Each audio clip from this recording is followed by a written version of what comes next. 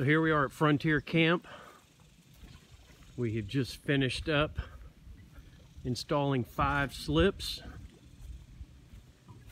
5 hydraulic lifts, and 5 bikini tops. So this is a deck that we got from RGC. It's the finger, that's the RGC lift. That's the bikini top.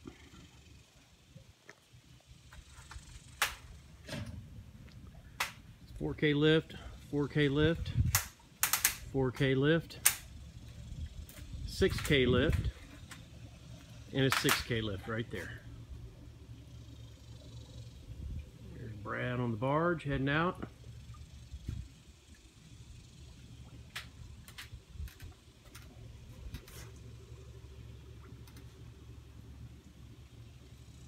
This is a one-piece, all welded frame. Only bad thing about it, it's a pain to get here on site, but once it's here, assembly was really fast. And we don't have like bolted connections. So down here, so that's 2-inch square tubing for the columns. We put the fenders down there to protect the boat. It gives you a nice entrance into the slip.